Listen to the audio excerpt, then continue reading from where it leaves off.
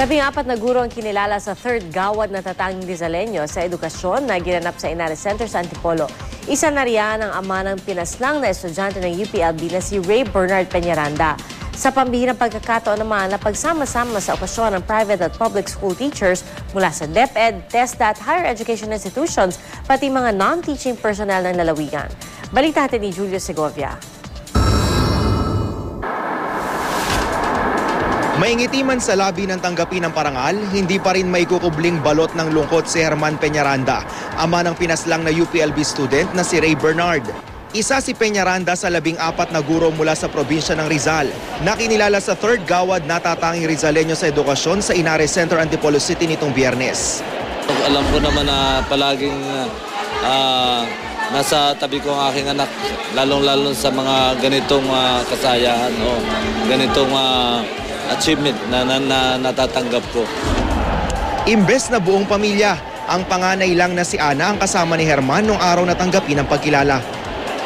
Masaya ako sa tatay ko ngayon at masaya ako dahil nakasama niya ako sa parangal na ito.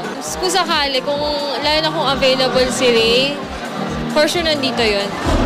Dekada 90 pa nang simula ng Rizal Provincial Government na palakasin ang sektor ng edukasyon sa probinsya sa ilalim ng binuong Goronasyon Foundation Incorporated. We have this multiplication factor in terms of sharing.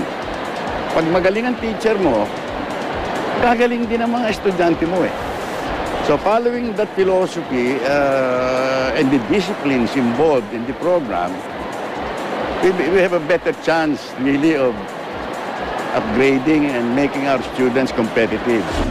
Ngayong umunlad na ang programa sa pambihirang pagkakataon na pagsama-sama nila ang private at public school teachers mula sa DepEd, TESDA at higher education institutions, kabilang din ang mga non-teaching personnel na lalawigan. It grew to this strength because buong probinsya kasali na, dati kasi sa district ko lang eh. And then all levels of education including skills. So this is the bigger one. Naging mabusisi raw ang pagpili sa mga natatanging Rizaleño sa edukasyon, kaya tiyak silang magiging ehemplo ang mga ito sa iba pang mga guro para mas pagbutihin ang kanilang trabaho. Ang intensyon namin ay magbigay pugay sa mga guro natin na tinaguri ang pangalawang magulang, no?